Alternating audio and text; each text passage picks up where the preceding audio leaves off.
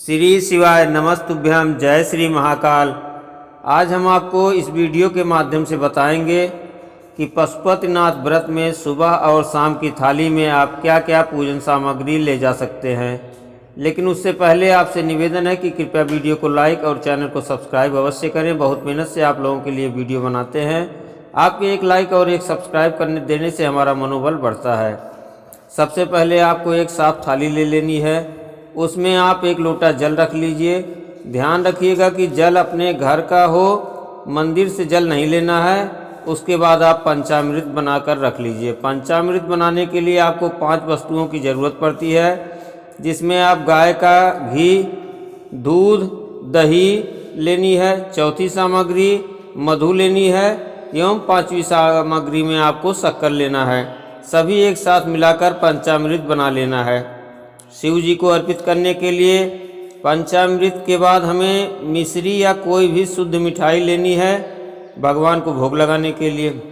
थोड़ा सा पीला चंदन, लाल चंदन, सफ़ेद चंदन, पिसी हल्दी, अष्टगंध शिव जी के श्रृंगार करने के लिए। उसके बाद हमें थाली में अक्षत रखने हैं। ध्यान रखिएगा कि अक्षत चावल जो आप लें वे टूटे ना हो, साबुत अक्षत ही आपको लेना है। फिर आपको अबीर और गुलाल लेना है। फिर आपको लेना है कपूर और अगरबत्ती, धूप बत्ती, माचिस, एक दीपक आरती करने के लिए, बेलपत्र, समी पत्र, कुछ सफ़ेद फूल या लाल फूल।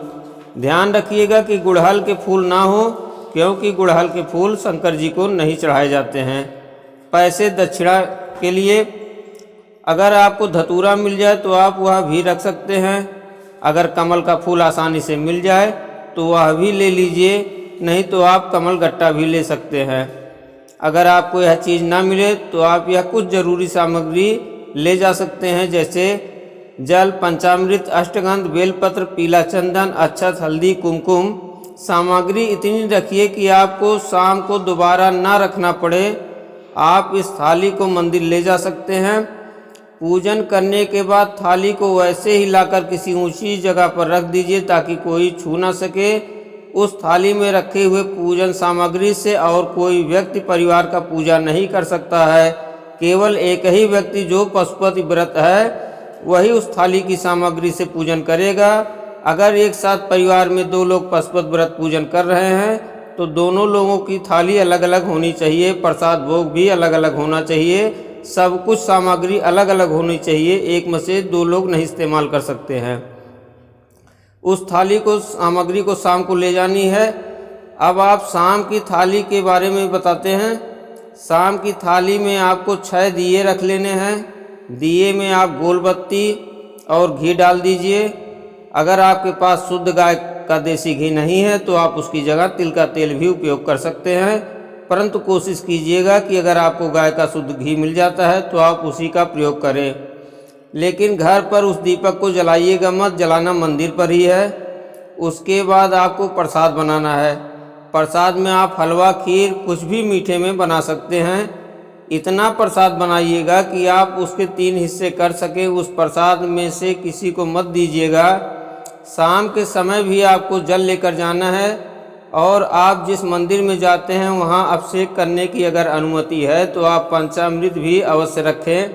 इस बात का ध्यान रखिएगा कि मंदिर में केवल 5 ही दीपक जलाने हैं। 1 दीपक घर लाना है। थाली में साथ ही आपको 3 दोने भी ले जाने हैं प्रसाद के 3 हिस्से करने के लिए। यह हो गई सुबह और शाम की पूजन सामग्री। इसके बाद आप 5वें दिन उद्यापन में क्या क्या वस्तुएं लगती हैं उसके बारे में जान लीजिए। व्रत के 5वें दिन उद्यापन के समय शाम काल में आप हमेशा जो जो सामग्री ले जाते हैं, जैसा कि हमने बताया है, वह आप तो ले ही जाएंगे। साथ ही साथ उद्यापन करने के लिए आपको एक श्रीफल लेनी है, रक्षा सूत्र लेना है, कुछ दक्षिणा में पैसे लेनी है अपनी यथाशक्ति के अनुसार। भोले बाबा के लिए एक वस्त्र के रूप में कोई भी एक रुमाल या अंगोछा या धोती, कुछ भी अपनी यथाशक्ति के अनुसार कोई भी वस्त्र दान के लिए ले सकते हैं। उसके बाद कोई भी 108 वस्तु लेनी है।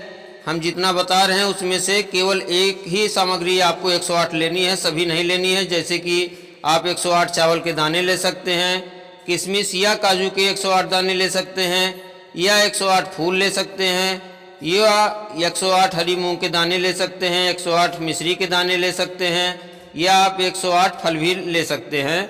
जो भी आपको आसानी से व्यवस्था आप कर सकें वो आप ले सकते हैं। केवल एक चीज़ इतने में से लेनी है, सभी नहीं लेनी है 108, इस बात का ध्यान रखिएगा। उद्यापन के समय इतनी सामग्री शाम के समय लगता है। पशुपति व्रत में उपयोग होने वाले पहले दिन के व्रत से लेकर 5वें दिन के व्रत में सुबह और शाम एवं उद्यापन के समय या सामग्री लगती है। अगर इसमें से किसी भी सामग्री की व्यवस्था नहीं कर सकते हैं तो कोई दिक्कत नहीं है। भोले बाबा के दरबार में जो भी यथाशक्ति सामग्री आप व्यवस्था कर के ले जा सके उसी से आप पूजन कर सकते हैं।